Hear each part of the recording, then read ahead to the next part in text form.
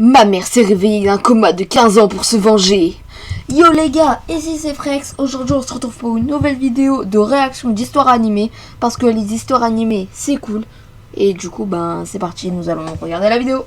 Je ne pouvais pas croire que ça allait enfin arriver. J'allais rencontrer ma mère. L'hôpital a appelé à 3h30 du matin pour dire à mon père que ma mère s'était enfin réveillée et qu'elle demandait... Oh allô, ta mère elle s'est réveillée là. Mais c'est qui? C'est Véronique. Ah, à le voir. Je sais que ça paraît fou, mais ma mère a été dans le coma depuis que je suis née. Et elle ne s'est pas réveillée une seule fois durant 4 il lui a remis un big high kick. 14 ans. Jusqu'à ce matin, mon père s'est rué dans ma chambre, faisant presque tomber la lampe sur ma table de chevet. Je me suis réveillée en sursautant. Et avant même que je ne puisse ouvrir mes yeux en entier, il a dit... Wesh. Que je vous raconte le reste de l'histoire, je voulais vous rappeler d'aimer et de vous abonner à mon histoire animée pour être témoin de... S'il vous plaît, faites pareil sur ma chaîne. Je sais que je le dis pas souvent, mais franchement ça m'aide vraiment. Du coup, s'il vous plaît, merci. Plus de folie. Au début, je pensais qu'il parlait de moi et j'étais sur le point de lui crier dessus pour m'avoir réveillée. Maman était réveillée, ma mère. Je n'ai jamais entendu sa voix dans la vraie vie. Je n'ai jamais vu ses yeux plonger dans les miens. J'ai tenu sa main, mais elle n'a jamais tenu la mienne. Elle était là depuis tout ce temps, mais elle a toujours été loin aussi. Elle a eu une grossesse compliquée avec moi. Je suppose qu'on peut dire que j'étais un fœtus têtu. J'ai décidé que je voulais sortir tôt, ce qui a créé beaucoup de problèmes pour elle et on l'a transférée de toute urgence en chirurgie pour me faire sortir. J'ai toujours eu un pressentiment qu'à un certain stade, j'allais être celle qui devrait mettre un terme à la vie de ma mère. Mais heureusement, il semblait que ça n'allait pas devoir arriver bientôt après tout. Je me suis précipitée hors du lit et j'ai couru pour réveiller mon frère. Il a 2 ans de plus que moi. Il ne se souvient donc que de petits fragments de ma mère dans la vraie vie. Il se souvient d'elle en train de chanter au clair de la lune chaque nuit. Au clair de la lune. Aux pépites de chocolat au monde. Le plus triste, c'est qu'il ne se souvient pas de son sourire ou de son odeur. Donc cette journée rapportait les meilleures nouvelles pour nous tous. Mon frère ne l'a jamais dit à haute voix, mais je savais qu'il m'en voulait pour ce qui est arrivé à notre mère. Et pour être honnête, je n'attendais pas moins de lui. Il était gentil avec moi en grandissant, mais je sentais toujours qu'il y avait quelque chose entre nous qui ne nous permettait pas d'être plus proches. Il ne m'avait pas pardonné. Le saviez-vous? Le plus long coma jamais vécu par quelqu'un a duré 19 ans. Terry Wallis a été dans le coma pendant plusieurs années avant qu'il ne se réveille le 11 juin 2003. On va regarder si c'est vrai.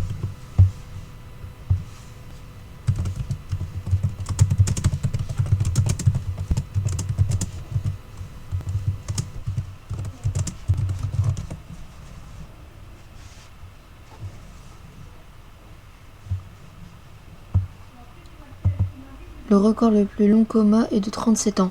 Mythomane, mythogirl.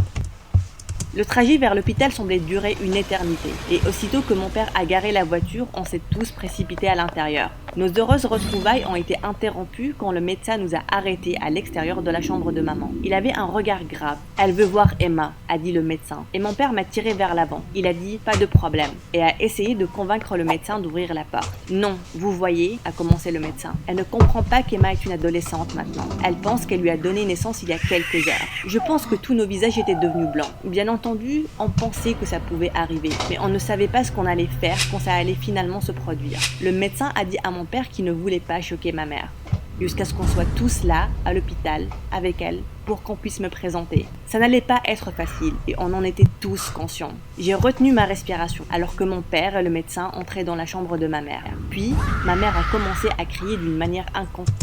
Elle s'est transformée en Super Saiyan. Apportez-moi mon bébé. J'ai eu la chair de poule sur l'intégralité de mes bras. C'était probablement la chose la plus terrifiante que j'ai jamais vue de toute ma vie. Je me suis presque enfuie de l'hôpital, mais mon frère m'a poussée vers l'avant. La porte vers l'hôpital était grande ouverte devant moi. Et je suis entrée. Je n'ai jamais vu ma mère les yeux ouverts. Elle avait l'air tellement plus pleine de vie que les jours précédents. « Salut maman », j'ai dit, en tournant mes doigts dans les cheveux. Je faisais ça quand j'étais nerveuse. Maman faisait la même chose avec ses cheveux. Quand elle a dit « Salut ». Mon père a dit que je pouvais m'approcher. Il est aigri la meuf. Je ne pouvais pas retenir mes larmes en avançant vers ma mère. Elle avait la même couleur de cheveux que moi, et ses yeux étaient aussi bleus que les miens. Mon père m'a toujours dit que je lui ressemblais, mais je n'ai jamais pu le voir. Jusqu'à maintenant. À ce moment-là, j'ai senti que ma mère avait ressuscité d'entre les morts. Je sais qu'elle a été là pendant tout ce temps, mais elle avait aussi disparu. J'ai touché son visage et ses yeux se sont illuminés. C'était comme si elle savait que c'était moi. C'était comme si elle s'était souvenue de mon âme qu'elle a portée dans son ventre. « C'est toi », elle a dit. Tu es l'élu. Ma mère s'est décollée de moi et a essuyé ses larmes. « C'est tellement bien de finalement te rencontrer. La dernière fois que je t'ai vue, c'était sur un écran noir et blanc. » Elle a gloussé, parlant de l'échographie. J'ai grandi depuis, j'ai ri, et j'ai enveloppé ses mains dans les miennes. Puisque ma mère a été longtemps alitée, la majorité de ses muscles étaient affaiblis. Elle avait besoin de beaucoup de thérapie physique pour les remettre en forme. Wesh, le boug il est fétichiste, hein. Elle n'allait pas pouvoir sortir de l'hôpital pendant 2 semaines, peut-être même un mois. Et quand elle sortira, je suppose qu'elle aura besoin de beaucoup de thérapie physique et d'autres thérapies. Ces autres thérapies l'aideraient à faire face à tout ce temps qui s'est écoulé, au fait d'avoir raté nos vies et des choses comme ça. La seule chose avec laquelle on avait réellement du mal, c'était comment lui dire que notre père s'était remarié. On avait une belle-mère depuis 3 ans. Oh my god. Mon frère et moi avions donné notre bénédiction à notre père pour qu'il recommence à sortir avec des femmes, après le 10e anniversaire du coma de ma mère. Il se sentait tellement seul. En gros, il ne vivait que pour nous. Notre père n'allait pas le faire. Il n'avait pas cessé d'aimer ma mère. Il était juste devenu stagnant. Et le fait qu'elle se soit réveillée maintenant semblait peser beaucoup dans son esprit. Il était silencieux, durant presque tout le trajet du retour. Quand on s'est garé devant l'entrée, je lui ai demandé s'il allait bien. Il m'a regardé, les yeux larmoyants, et a dit qu'il ne savait tout simplement pas quoi faire. Je ne sais pas quoi faire. Je dois la quitter. On est entré et on s'est fait de gros câlins.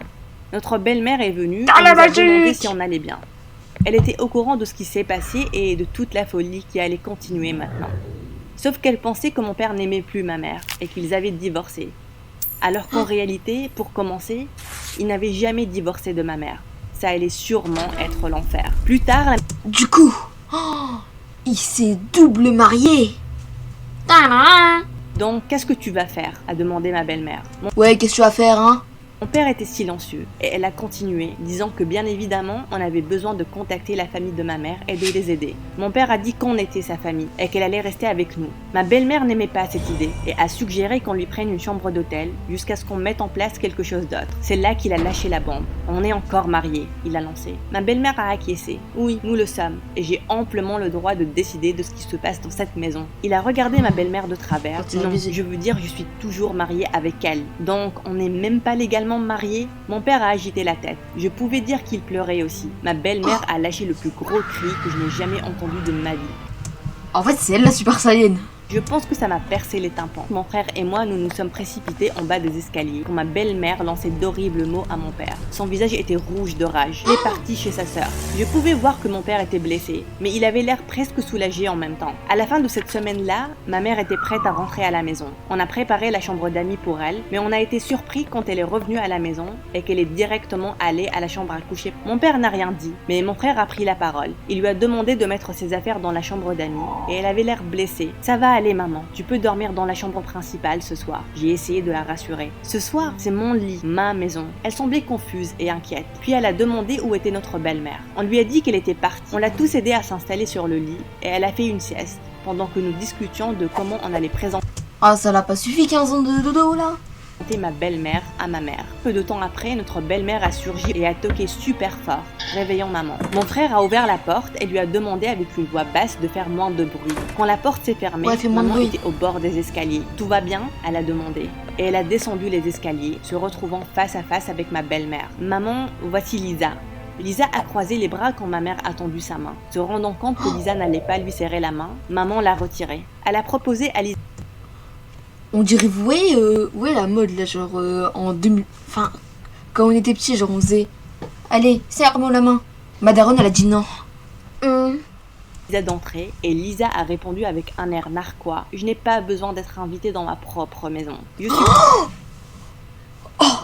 Elle est vraiment méchante la Super Saiyan. Je suppose que ça montre quel genre de personne maman est. Mais elle n'a pas répondu avec quelque chose de rude ou de grossier. Elle a gracieusement souri et a offert à Lisa un peu de thé. Puis elle a dit « On peut tous appeler cet endroit notre chez nous ». Lisa a ricané. C'est là que maman a presque perdu son sang-froid. Elle a remué le sucre dans son thé et elle a dit calmement « Tu n'es pas celle à qui on a arraché l'intégralité de sa vie. Je ne comprends donc pas qu'est-ce qui a pu t'énerver autant. Tu es en train de me prendre mon mari. » C'était ce que Lisa a pu formuler. Maman a rappelé à Lisa qui lui a pris son mari en premier lieu. Elle a aussi dit que c'était très pénible que Lisa voit ses enfants grandir alors qu'elle était étendue, inconsciente sur un lit d'hôpital. C'est là que Lisa a sursauté et qu'elle a renversé du thé chaud sur ma mère.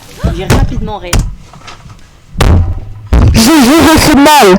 Il ne faut pas faire ça. Réagit. Mon frère aussi. J'ai pris une serviette pour aider ma mère à s'essuyer. Heureusement, le thé contenait un peu de lait et de sucre et il n'était pas brûlant. Mon frère a Heureusement. tiré Lisa, la poussant à travers la porte. Simultanément, il appelait mon père. Il est descendu en courant comme un éclair. Qu'est-ce qu'il y a? Qu'est-ce qui se passe? On lui a expliqué ce qui s'est passé et mon père s'est rué vers la porte derrière Lisa. J'ai aidé ma mère à monter les escaliers Mais que et se on l'a passe-t-il? mise dans la douche pour nettoyer les traces de thé. Puis, on a entendu des cris à l'extérieur. Tout ce qu'on pouvait entendre était Lisa qui criait quand mon père lui avait menti et qu'il n'y avait rien qu'il puisse faire pour qu'elle le pardonne. J'espérais qu'elle a Mais pourquoi il fait ça? d'escalier et on l'a mise dans la douche pour nettoyer les traces de thé. Puis on l'a introduite dans la chambre à coucher principale, juste à côté de ma mère. J'ai demandé à Lisa si elle pouvait un peu respecter ma mère qui se changeait, mais elle m'a adressé un rictus et elle a commencé à tasser plein de vêtements dans un sac. Je m'en vais, ne prends même pas la peine de m'appeler. Au cours des jours qui ont suivi, mon père a essayé de l'appeler, mais elle ne répondait pas. Il a essayé de contacter ses sœurs, ses parents et tous ceux qui pourraient savoir où elle était, mais personne ne lui a donné aucune info. Durant ce temps, il prenait aussi soin de ma mère. Il la conduisait à certains rendez-vous et lui faisait à manger quand elle avait faim. Mon frère et moi étions occupés avec les cours, donc heureusement qu'il était là pour lui tenir compagnie. 2 semaines après cet incident, mon frère et moi sommes rentrés et avons retrouvé nos parents assis ensemble sur le canapé, les pieds de maman sur les cuisses de mon père. C'est trop On ne mimes. pouvait pas croire une telle scène. Quand on est apparu à la porte, les deux avaient l'air d'être pris en flagrant délit. Ils ont rougi et ils ont essayé de s'éloigner l'un de l'autre. Mon frère et moi avons éclaté de rire. Ils étaient mariés après tout. Le fait qu'ils se rapprochent ne nous embêtait pas. C'était à cet instant qu'on pensait qu'on avait retrouvé notre maman. Elle était toujours assez faible et la plupart du temps, elle ne comprenait pas comment utiliser la technologie. Elle souriait de plus en plus et faisait des blagues. Elle et moi avons beaucoup parlé et je lui ai raconté presque tout ce qui m'est arrivé dans la vie pour la mettre à jour là. Puis les choses ont commencé à devenir bizarres. Elle se levait super tôt le matin et elle allumait tous les brûleurs de la cuisinière. La porte du réfrigérateur était grande ouverte. Et la maison sentait les vapeurs de gaz quand on se levait le matin. La dernière fois que c'est arrivé, elle était assise dehors dans la véranda, alors que tout était en marche dans la cuisine, y compris le robinet et le micro-ondes. La porte arrière était ouverte et je l'ai vue en boule. Je suis sortie et je lui ai demandé si elle allait bien. Elle n'a pas répondu. Je me suis assise à côté de ma mère et j'ai mis mon bras autour d'elle. Quand elle m'a regardée, tout ce que je pouvais voir, c'était de la pure terreur dans ses yeux. « Qui es-tu » elle a demandé, et elle s'est éloignée de moi. Je l'ai regardée complètement confuse. « Je suis ta fille. » Emma. Non, ma fille est un bébé. Je l'ai eue il y a quelques mois. Qui es-tu? Et pourquoi es-tu chez moi? Papa, j'ai crié. Ça a pris quelques minutes, mais il est apparu au seuil de la porte. Quelque chose ne va pas bien avec maman. C'était tout ce que j'ai pu dire avant qu'elle ne m'attrape les cheveux et qu'elle me tire la tête. Elle a commencé à crier. Où est ma fille? Et mon père l'a attrapée, lui mettant les bras derrière le dos. C'est là qu'elle est sortie de la transe dans laquelle elle était. Elle a commencé à pleurer et à dire « Je suis désolée, Emma ». J'ai couru à l'étage et j'ai verrouillé ma porte. Quelque chose clochait avec maman et on devait découvrir ce que c'était. Mon père a appelé l'hôpital et ils lui ont dit qu'elle avait probablement eu des trous de mémoire. Ah, il a la mâchoire carrée, hein. Mais c'était beaucoup plus sévère qu'un petit oubli. Elle m'a physiquement blessée et elle est une très petite femme. Il y avait quelque chose d'autre qui se passait. J'ai passé le jour qui en suivi à essayer de prendre mes distances avec elle. Elle s'est excusée plusieurs fois après l'incident dans la véranda, mais j'avais toujours peur de m'approcher d'elle. Mon père et mon frère n'avaient aucun problème à l'accepter de nouveau dans la famille. Ils jouaient aux jeux de société et regardaient des films ensemble. Mais à chaque fois que je participais, je pouvais voir qu'un masque sombre se mettait sur le visage de ma mère. Elle me regardait constamment du coin de l'œil, et je jure que je pouvais voir un reflet rouge éclairer ses yeux habituellement clairs. À chaque fois qu'elle pensait que je ne regardais pas. Une nuit, je me suis réveillée et je l'ai retrouvée en train de me fixer à l'autre bout de la chambre. J'ai sursauté dans mon lit et je lui ai demandé si elle allait bien. Elle n'a pas répondu, mais je pouvais voir ses yeux dans l'obscurité. Il y avait quelque chose. J'ai appelé mon père de nouveau et quand il est venu dans ma chambre, il a allumé la lumière. Elle n'était plus sur la chaise. C'est là qu'on a entendu un cri à faire glacer le sang. Retrouvez-nous l'épisode prochain pour savoir ce qui est arrivé à ma mère dans les bois. Bon les gars, cette vidéo touche à sa fin, j'espère qu'elle vous aura plu et je vais essayer de retrouver la suite de la vidéo, comme ça je vous refais une deuxième réaction et bref, ciao pour une prochaine vidéo.